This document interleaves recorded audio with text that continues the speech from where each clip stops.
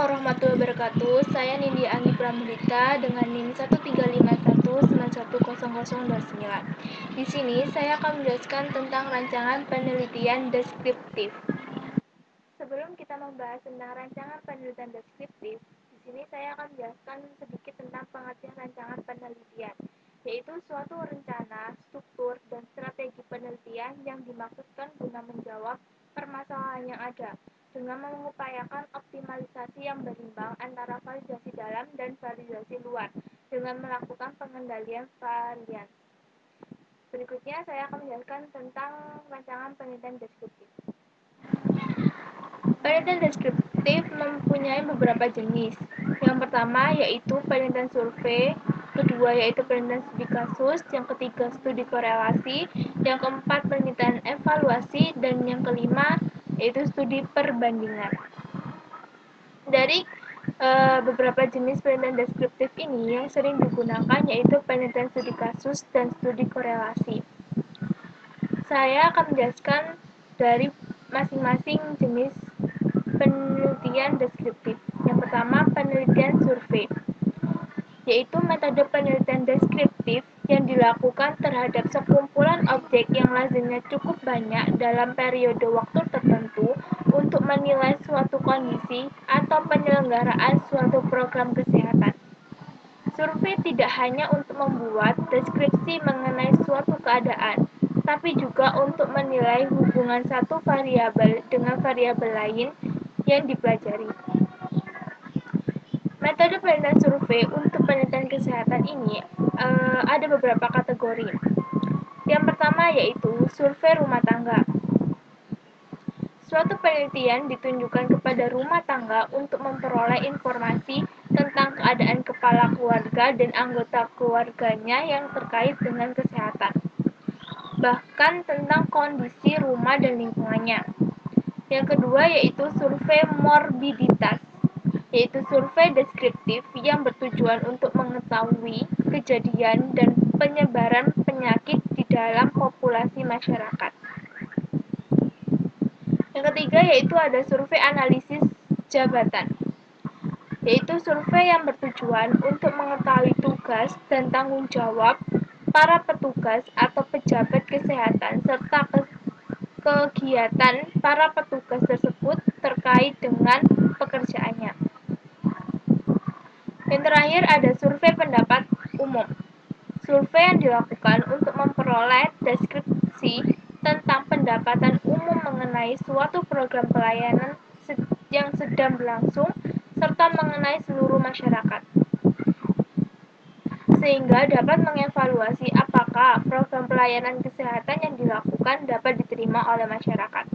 Selanjutnya, ada penelitian studi kasus, yaitu pengujian secara rinci terhadap satu layar atau satu orang subjek atau satu tempat penyimpanan dokumen atau satu peristiwa tertentu. Sebagai sebuah studi kasus, maka data yang dikumpulkan ini berasal dari berbagai sumber dan hasil penelitian ini hanya berlaku pada kasus yang diselidiki saja. Penelitian ini dilakukan secara intensif, terperinci, dan mendalam terhadap suatu organisme atau individu, lembaga atau gejala tertentu dengan daerah atau subjek yang sempit. Studi kasus memiliki batasan-batasan yang meliputi: yang pertama, ada sasaran penelitiannya dapat berupa manusia, peristiwa, latar, dan dokumen.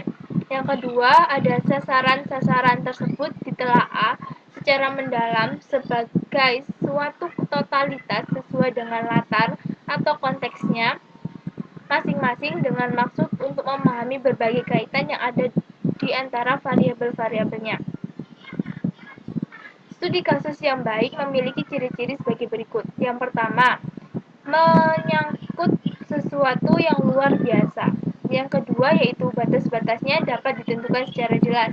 Yang ketiga yaitu mampu mengantisipasi berbagai alternatif jawaban dan sudut pandang yang berbeda-beda.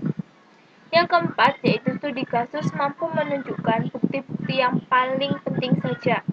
Yang terakhir ada hasil ditulis dengan gaya yang menarik.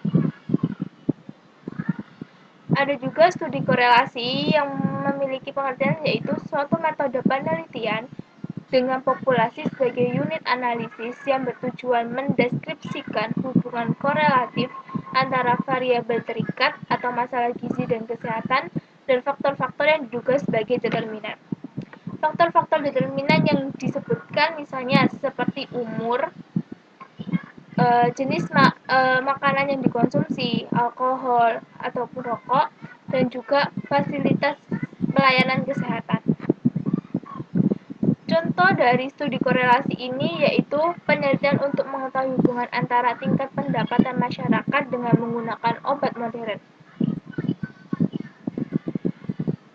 Selanjutnya ada penelitian evaluasi, yaitu metode yang digunakan untuk menilai suatu program gizi dan kesehatan yang sedang berjalan atau sudah dilakukan. Hasil dari penelitian jenis ini digunakan untuk perbaikan atau meningkatkan program-program yang telah dilakukan. Dalam mengolah hasil penelitian, evaluasi umumnya menggunakan analisis statistik sederhana atau misalnya presentasi. Contoh dari penelitian ini yaitu tentang perkembangan pelayanan puskesmas, penelitian tentang program pemberian makanan tambahan pada balita. Sekian yang dapat saya sampaikan. Bila ada kesalahan dalam kata-kata, saya mohon maaf. Wassalamualaikum warahmatullahi wabarakatuh.